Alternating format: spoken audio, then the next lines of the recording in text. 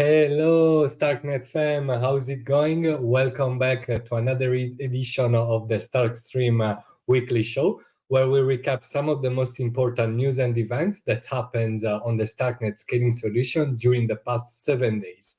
So, guys, welcome back once again. Really looking forward to unrolling this StarkStream edition, where we'll be speaking about many things, such as the important stress test that happens that happened last Tuesday in the Goerli testnet, in the Goerli Starknet testnet, and then we'll also even though we don't usually farm content, the Starknet Airdrop and the Starknet token. We'll be making an exception today, so we'll have a look at Starknet tokenomics, at some also stats about also the venture bags, the VC's bags, and we'll also make some kind of speculation about the value of Starknet once it becomes active, and also in the longer term. Then we'll also be discussing, obviously, the most important news that happened during this week, such as the big partnership between Stark and Celestia. There was also a partnership between Bravos, the Bravo Starknet wallet, and the Starknet Foundation, and many other very interesting news. So, guys, let's get started. And yeah, so starting with the first news is regarding the stress test that happened on the Starknet Goerli testnet, and it took place during Tuesday, and it was a test around the Starknet token, and there was also the first transaction, the first Starknet transaction that was paid using the Starknet token as the fee token instead of Ethereum, and yeah. From the sources that I have, the stress test went pretty smoothly. During the test, nothing broke, so that's very, very positive. And most of the stress test was about the Starknet token, even though it wasn't specified in the announcement here. But it was definitely about the Starknet token. That, as you know, it is around the corner, right? It is. There's no need for further speculation. And so also some screenshots circulated about all the transactions that happened during this week in the testnet regarding Starknet. There were some kind of claiming tests, maybe for the airdrop, even though the numbers shown there were just basically only just for test purposes. There were already some pages manipulating the whole information, saying that those were the airdrops figures, but it's not the case, guys. They were just testing numbers, so don't believe anybody who tells you something else or the opposite. So, but anyway, definitely there were a lot of stress testing actions around the token, so it is coming. And yeah, today let's also make some exception, because we don't usually cover this kind of stuff. We focus on the fundamentals and on the news, but I know that my community wants some more token farming content, so we'll give it to it, while maintaining as much integrity as possible, and without losing the quality of the content, which is a top priority for me. And but yeah, actually, last week I ran into this page, which is called the Chain Brokers. There are many similar pages. They are basically analytics pages where they show all the different tokens and crypto projects, and they break down the tokenomics, the VC's exposures. So how much did the VC hold? And there are some news around the seed rounds, the round C, round A, round B, round all this kind of stuff, round A, B, C, D, whatever. And I ran into this page, but I have to make a disclaimer. Some, if not a good part of the information that you will find in these analytics is not very reliable, because not only about Starknet, but over generally speaking, they mix a lot. Also the seed rounds and holder rounds, the investment rounds, they're well made for the software company that is behind the scanning solution. But that doesn't mean that all the exposure that VCs has is in tokens. Okay, it could have also company shares, which is something different. Obviously, if you have company shares of, for example, of Starkware, you would have exposure to the Starknet token, of course, and maybe you would get also some tokens. But it doesn't mean that you will get tokens only compared to the money that VC invested.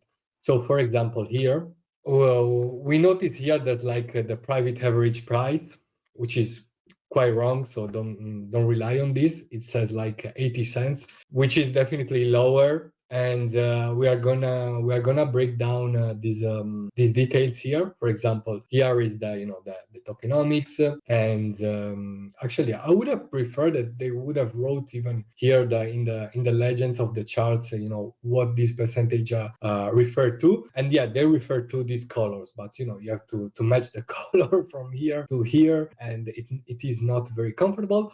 However, here, for example, for the Starknet scaling solution and token, we see this kind of vesting description where there are all the seed rounds and the series rounds gathered here.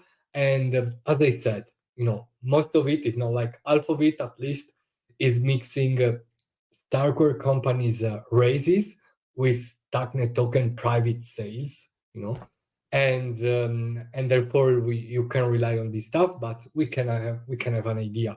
For example, the seed round refers to 2018, refers to the seed round of Starkware, where there was also Vitalik involved, right? So yeah, maybe those people would also get some Starknet token, right? But they raised in 2018, so they're they hold the shares of the company, and so it doesn't mean that all this money raised would be paid in Starknet tokens at this valuation. I don't know how this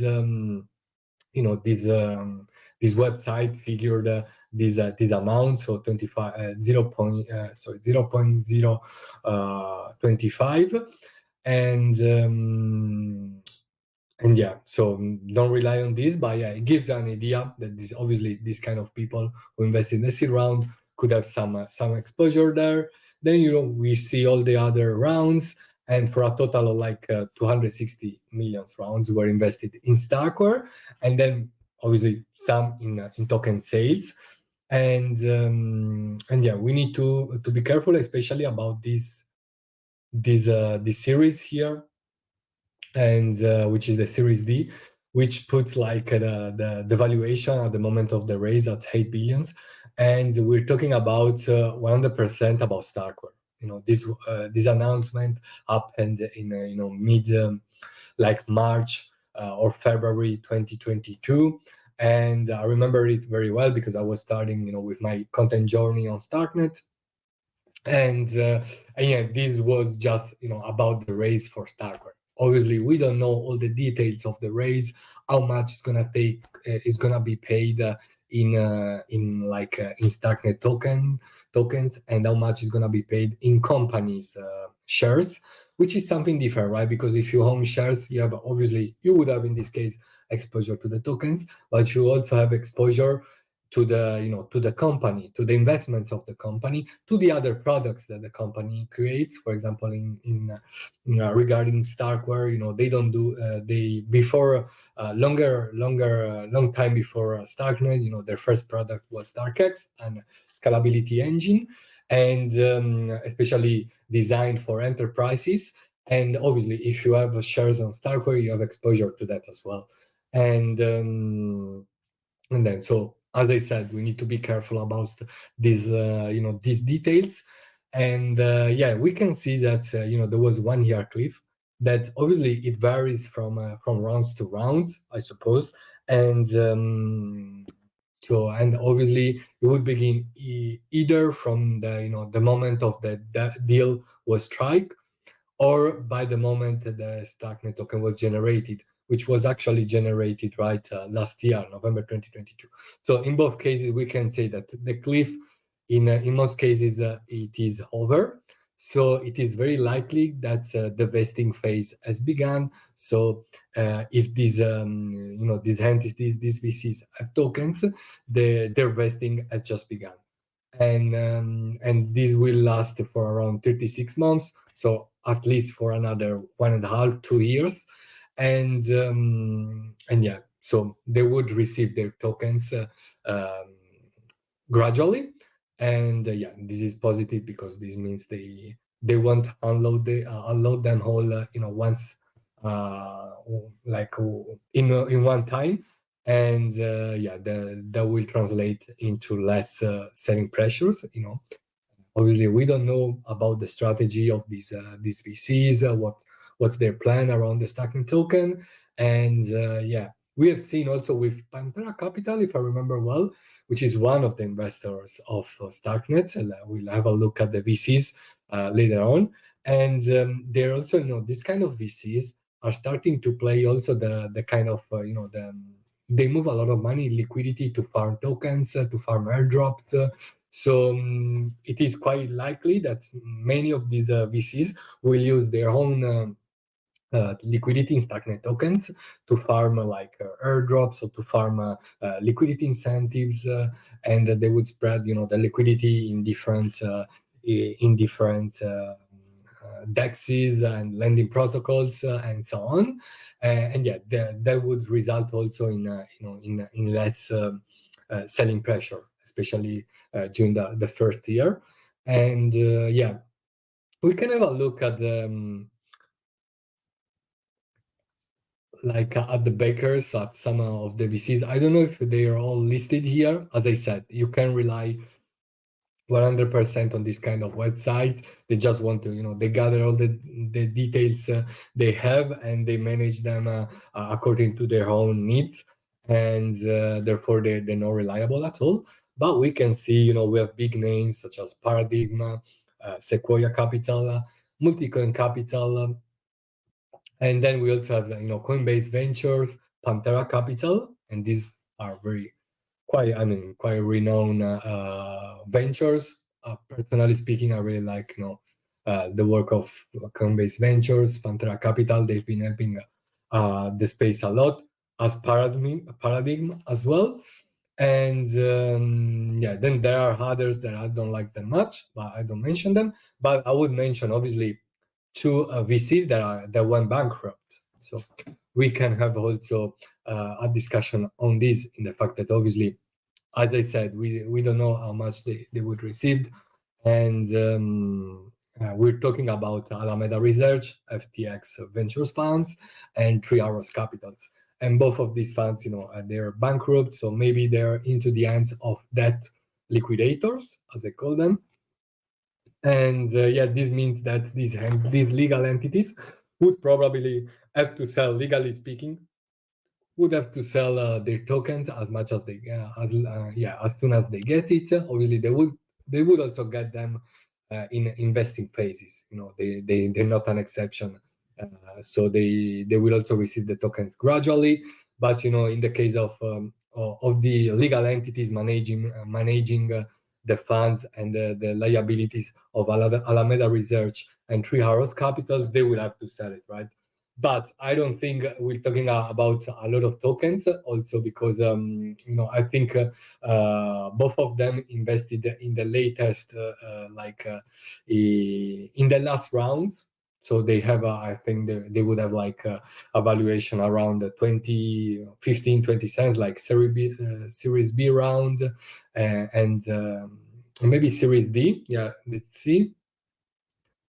No, I don't think we can see that. Anyway, yeah. So as I was saying, these the legal entities that are managing these their liabilities will have to sell it, but we're not talking about many tokens, in my own opinion, and also they won't be able to sell them at one time, all at once. So it is not bad, and yeah. So this was a kind of, a breaking down of the stats. As I said, like private price is not definitely 80 cents. We're talking about something that could resemble Arbitrum. Here you can see like they have a private price of 12 cents. And then we also have like Optimism private price of 38. And I think that the average VC's price, entry VC price, will be around these numbers, right? Which isn't that bad actually. Even though, let's say, I think it will be more like Arbitrum, right? Like 12, 15, 20 cents, and it is not bad. It is not bad in the sense that there shouldn't be a lot of selling pressures, considering these entry prices and considering the vesting. So this makes me very bullish about the Starknet token. Obviously, this is not financial advice. I'm very biased because I cover only the Starknet ecosystem, and yeah, you should be taking that into account for sure. But yeah, let me know what you think about these details. Were you aware of it? Let me know, and then we'll be speaking about some speculation around the token. When will it come? How will it come? How much do you think the airdrop will be worth, more or less, and so on. I'll just give you some time to write if you want to write something. And in the meanwhile, I will be taking a short drinking break, and I'll be right back.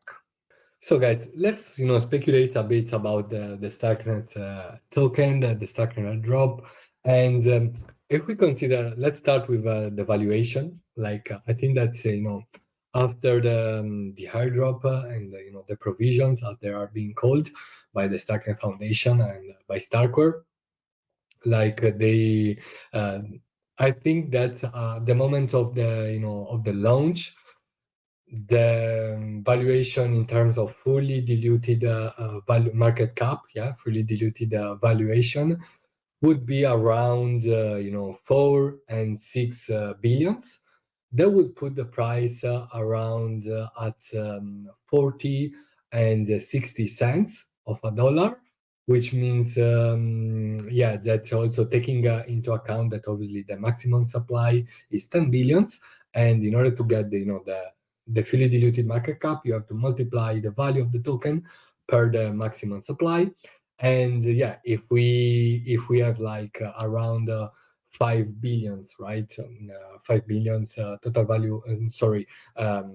Fully diluted market cap at the beginning, like at the launch of the Starknet token, that sets the price of Stark at around 50 cents, so 0.50, and yeah, like then if we have a look, for example, at some other players in the space, in the scaling space, and like we're talking about Arbitrum and Optimism, if we have a look at them, they now have, for example, in Arbitrum, they have a fully diluted valuation, so 70 billions, and they also have the same maximum supply of Starknet, so we can compare the Starknet token to the Arbitrum one for that reason as well, and we can have an idea of how much the Starknet token could be valued at, and yeah. So, for example, if we have a look at when the Arbitrum token was released in March 2023, it was around 1.35, 1.22. Okay, and which was a lot actually, in my own opinion, at the launch, and yeah. So if something like that would also happen for Starknet, I think that would be very, very, very good. And obviously, because we are talking about a different phase of the market, we are now in a bull market, so it will also depend on the overall market sentiment. But I think I'm confident that at least the Starknet token would start in their first weeks of activity, trading, and so on, with like a fully diluted valuation of 5 billions.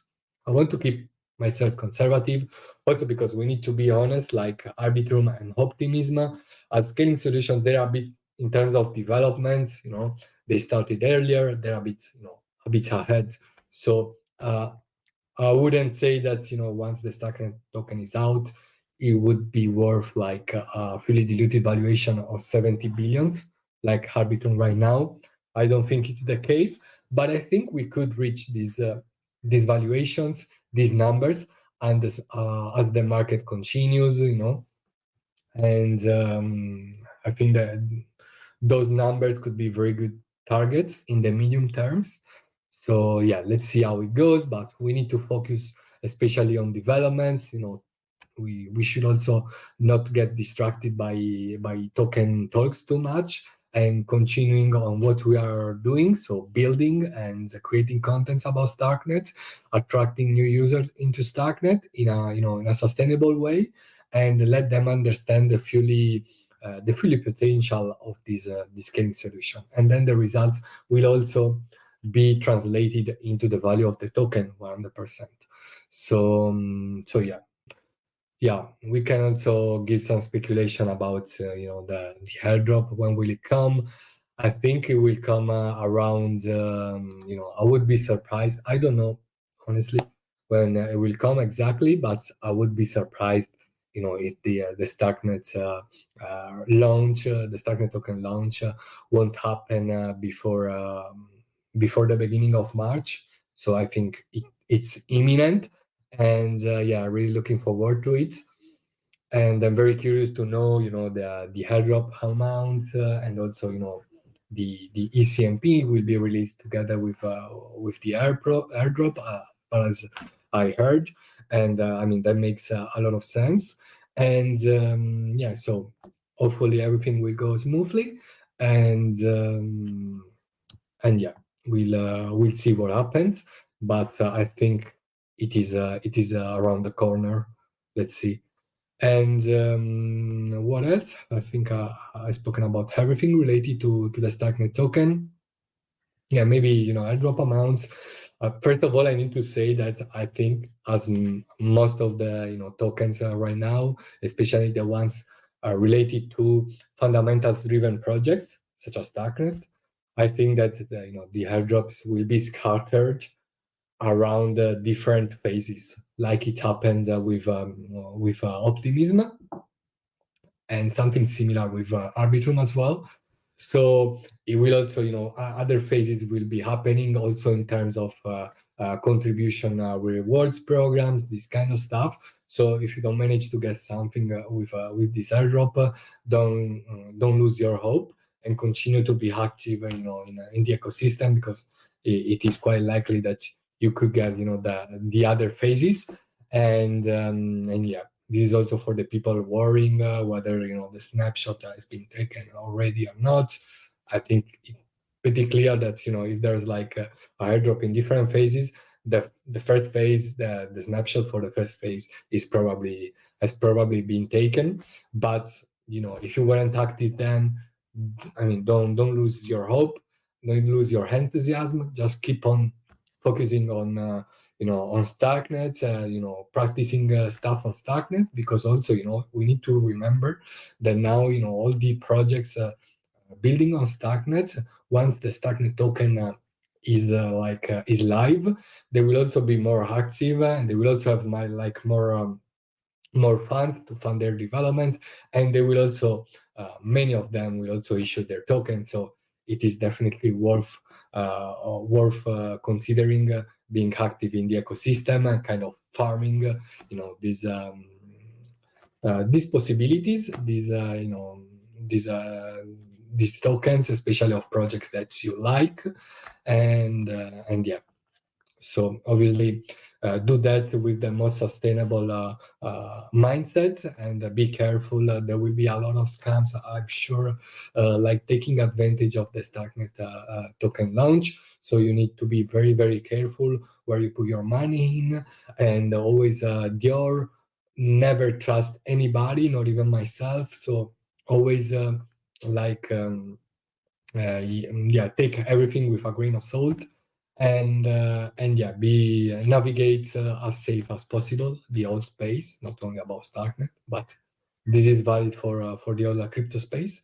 But yeah, and as I said, I don't think it will be only once phase airdrop like the first generation airdrop, and therefore yeah, I don't know about the amounts. Obviously, the airdrop amounts will be, I guess, will be different also from the CMP amounts, or maybe they will be all together. I don't know, but yeah, I think they will be quite similar to to the airdrops that we saw with Optimism, with Arbitrum, which is embedded, because I think that the average holder of the token, right now, would be sitting at 10, 15K, something like that, which is quite good for an airdrop. And yeah, but obviously, as I said, nothing I said up to here, and during the whole video is financial advice. And yeah, be careful.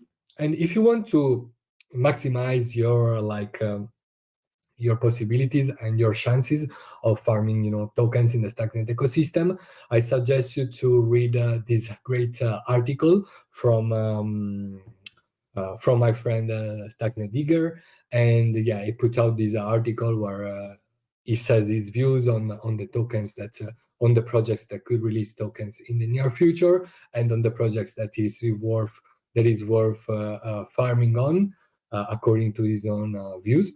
And yeah, so obviously, like all the links that will be all the resources that will be shown during this StarkStream, you can find these links and all the others in the YouTube descriptions box.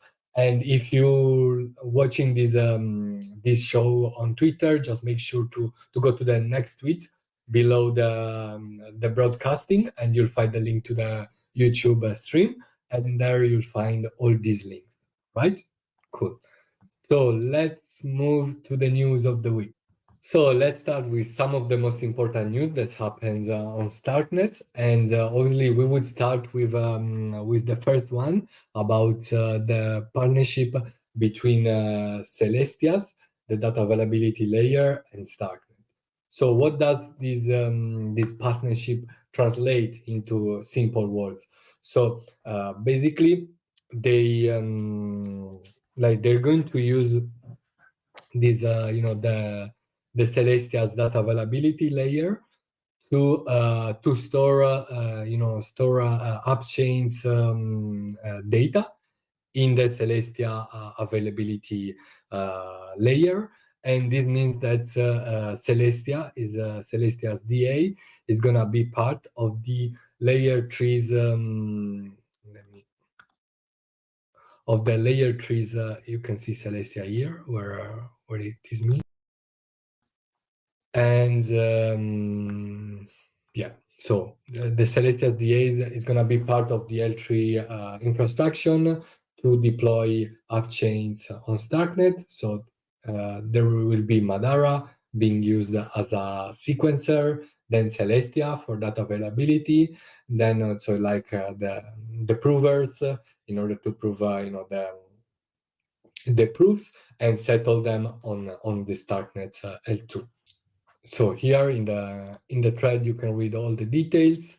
And so settling high throughput upchains on Starknet with Celestia's as modular DA is a game-changing combination. And our mission, collaborating to port Celestia's Blobstream to Cairo for use on Starknet. So Blobstream is the data availability layer where, also, especially after the EIP 4448, there will be the introduction of blobs, which is a space when you can store some data, and that will result in also in cheaper L1 transactions, because you won't have to store everything on the L1. This is explained in a very simple way for for normies like me and the non-tech people like me. And yeah, but this is all. This is what this is about. And what else?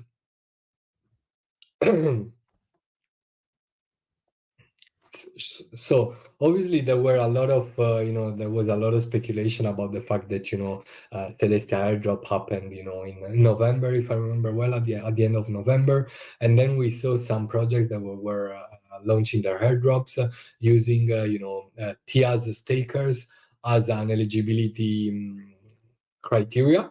And so many people now are speculating about the fact that Starknet, the Starknet airdrop will also be distributed among TIA's stakers, so stakers of the Celestia's token.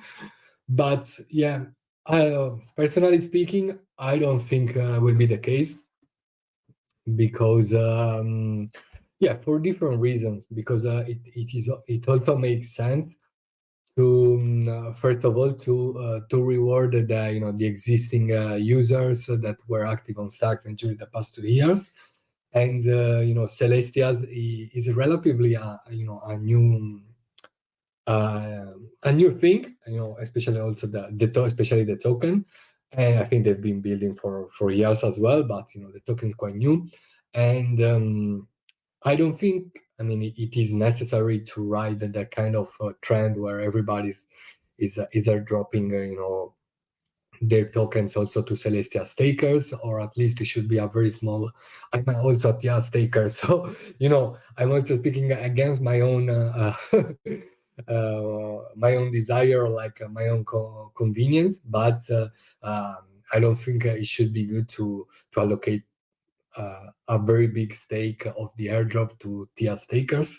Maybe the second phases of the airdrop could make sense, and yeah, but I don't think it will be the case for the first phase.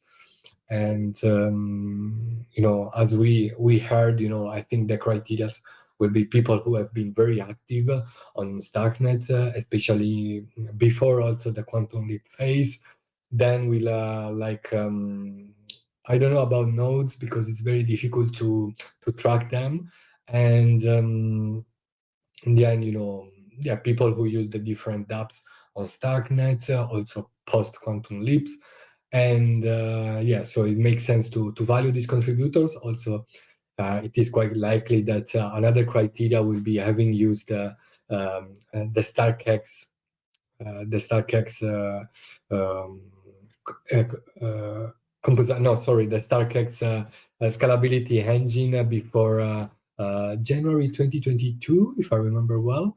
There was that kind of leakage, that rumor, and maybe it is the case. So it definitely makes sense.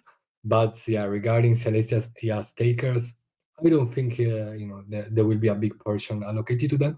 Also because we need to make a big difference. There are TIA stakers post, pre TIA staking madness, which is when nobody had airdrop was airdropping tokens to them, to the staker. So it means the people who stake TIAs when nobody was betting on that, right? It was just, if you bet on the ecosystem, stake those tokens.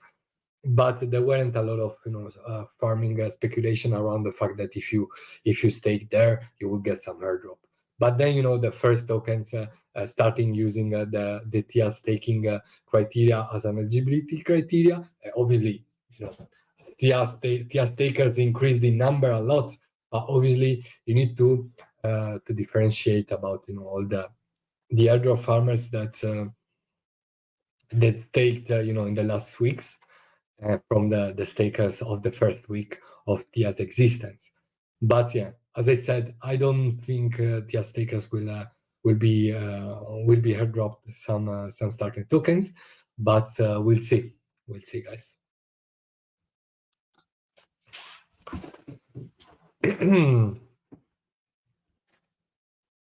So then, news regarding the Avenue DeFi aggregator, and they're the DeFi swapping aggregator, and they, last week Nostra launched their AMM, and they've been integrated into the Avenue's DeFi protocol, and the Avenue DeFi the Avenue swapping aggregator. And yeah, it's very nice to see that another AMM being supported by Avenue. Then we also saw the introduction of Equibo on the CoinGecko terminal. I think Gecko terminal is run by CoinGecko.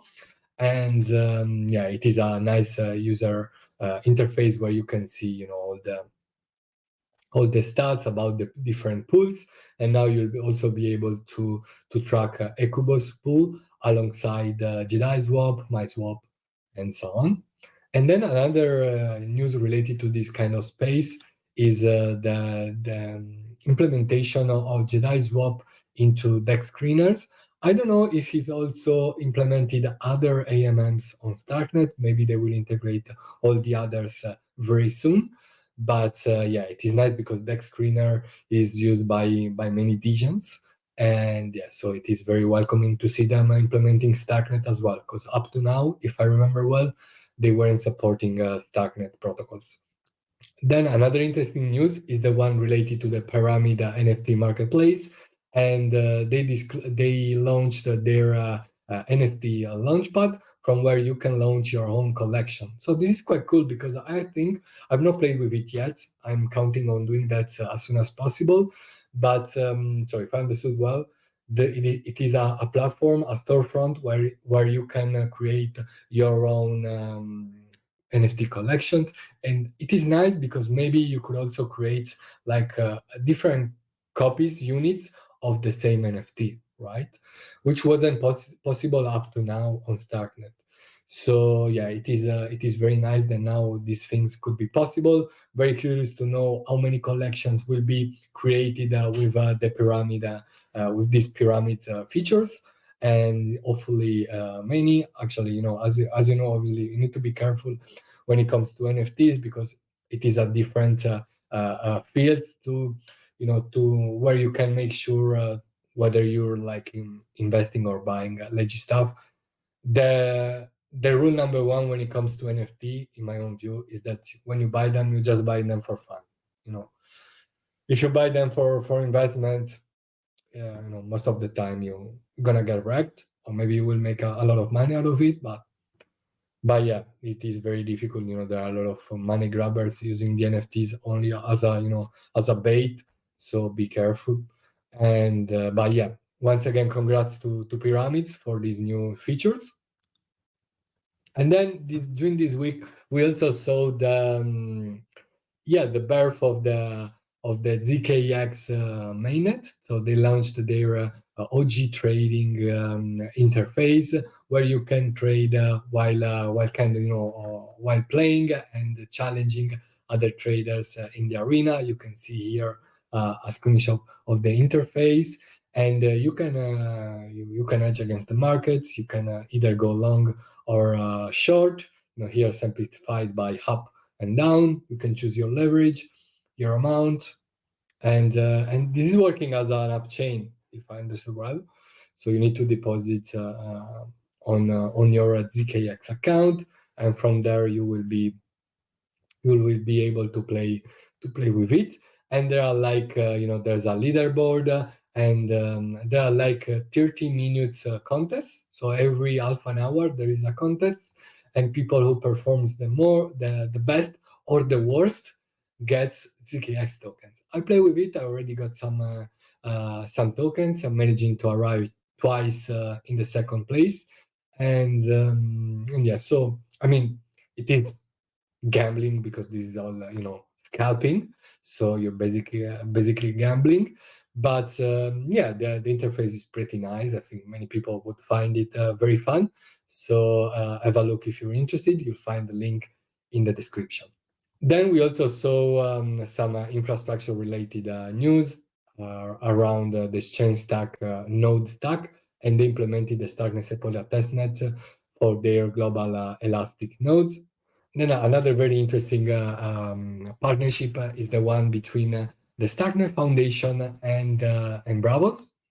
So yeah, they teamed up, and this was part of also of a 1.8 billion Starknet tokens plans.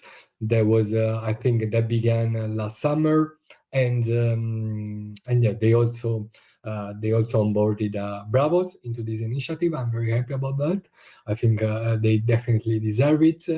And together with the other projects that are part of these programs, such as I remember some of them, like Herodotus devs with storage proofs, the Argent wallet, and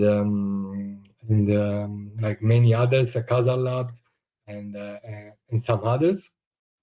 Like they will be working also cooperating together to boost developments and adoption on Starknet. So I mean, the Bravos Starknet wallet have been doing many interesting things, such as their security pyramid that makes using their wallet very safe. They also introduced the multi-owner account, a kind of multi-sig. And together with with Argent, they've definitely been bootstrapping the wallet scene on Starknet, and also their competition with the competition between Argent and Bravos is very healthy and very positive for the space, because this encourage them both to to go the extra mile in order to bring UX level to the UX experience, user experience to the next level, leveraging account abstraction. And yeah, so congrats once again to Bravos, and good luck with the future. So then today, later on, if you're a dev and if you're interested into security practices, there will be a workshop going on about about best practices for security in Starknet while using Starknet and using the Cairo programming language. And it will be taught by Decode, who's a Kenyan, so a security engineer from Kenya. He also runs together with some other members, he runs the Nairobi's Starknet community. So yeah, if you're interested, definitely tune in later on the Twitter space he's holding.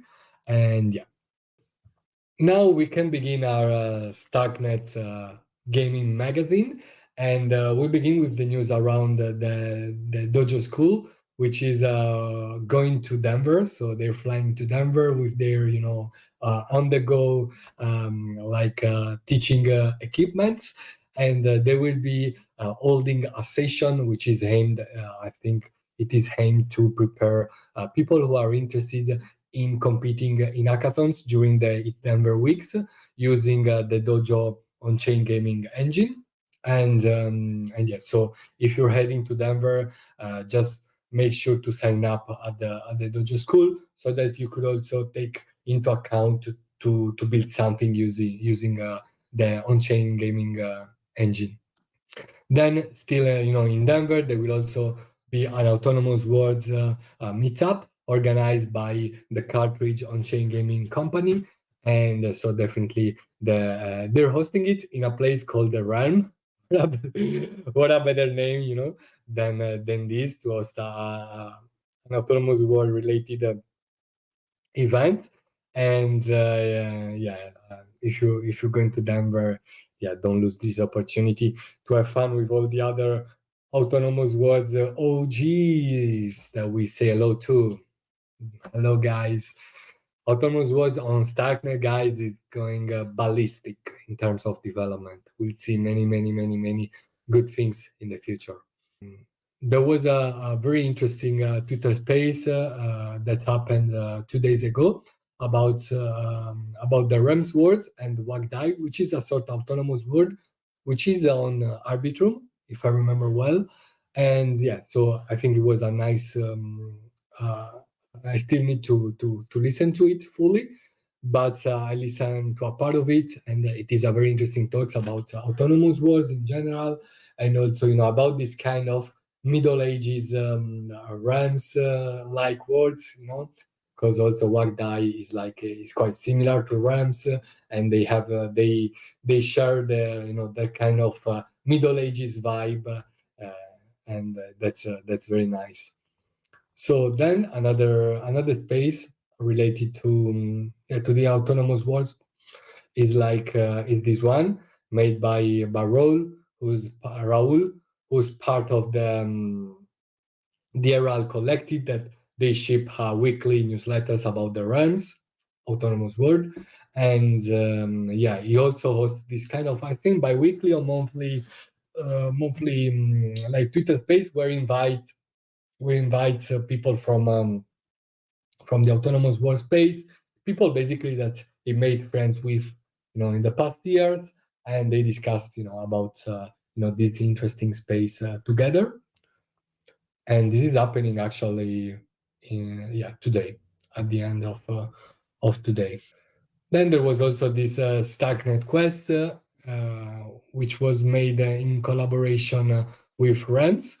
And Starknet Quest is a quest platform run by the Starknet ID domain service, and they've been doing many quests also to to boost activity and users adoption on Starknet.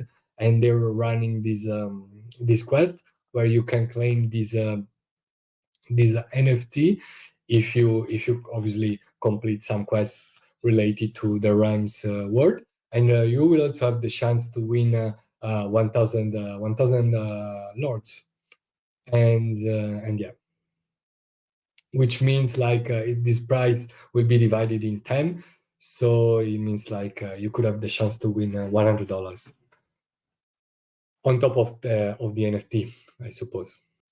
Then last but not least, there's also this very fun very fun clip by Dope News where they basically summed up all the news related to the Dope worlds, autonomous worlds, included the game that is live on Starknet testnet, Roll Your Own. And so they did this kind of very fun format where they have pixelated teams, and it is like of a news show and it is very nice. And we already spoke about the news that you'll find here in the past gaming magazines, but still it is a nice way to catch up with it and to revise it. So have a look at it. And then last but not least, I heard that there's gonna be a kind of NFT launch within the Rams autonomous worlds, and it is related to this kind, Blobert, which is a sort of meme character that is present, in the Rams narrative, and it was created the meme was created 1 year ago, and I think they're launching NFT collection featuring different kinds of Bloberts, and this also relates to for example, to the Celestia and the Starknet partnerships, because it involves the blobbing space, and the blob streams, and so Blobert is coming, and maybe I will get a blob, let's see. So guys, I think we're also over with our Starknet gaming magazine, but before saying goodbye, I just wanted to let you know that we have also landed to Warpcast, so to Farcasters. You must have seen that many people are also creating accounts over there, especially crypto people. But obviously we'll be staying on Twitter as well. But I'm also starting to post some of the same contents that I post on Twitter on Farcaster, and maybe some exclusive contents will be posted there only. So just follow us, and you'll also find, if you're interested, you'll also find a sort of an invite link to the platform, and this will get both of us 50 or warps points or tokens. I don't know how the reward system is for the time being, but you will find our referral link in the YouTube description if you're interested. And make sure to follow us there, make sure to follow us on Twitter, make sure to subscribe to our YouTube channel. That is going to help us massively. And we're coming to the end of this StarkStream. It's been an amazing session once again. thanks a lot for coming. And yeah, I hope you enjoyed it. Let me know in the comments what you think about the Starknet token, about the airdrop day, when it is going to come, according to your own view. Let me know about the news from the week, which is the one that that drew your attention the most, and also like your views on the events that are being organized, in Denver and so on. And then also let me know if you're using Farcaster, and what you think of it. My personal opinion is very good, and I'm one of those people who doesn't dislike Twitter. To be honest, I enjoy Twitter. Many people say, yeah, crypto Twitter is there's good, very bad vibes. I don't notice that much because I think it comes down to whether where you put your attention to, because in the end it's up to you in the end. So I'm a bit, I wouldn't be very, I would be a bit reluctant to leave Twitter once and for all. But let's see. Obviously, we need to be flexible. But for the time being, I will use both platforms. But however, let me know what you think of Farcaster, of Warpcast, and so on. And yeah, guys. So once again, thanks a lot for watching. Make sure to subscribe in order to follow, in order to share the Starknet vibe. And see you next time. Thank you, guys. Thanks a lot, Journey. Thanks a lot, Gochole. Thanks a lot to all the others that will be watching this StarkStream even in replay. And thanks a lot once again, and see you next time. Bye, guys. Take care.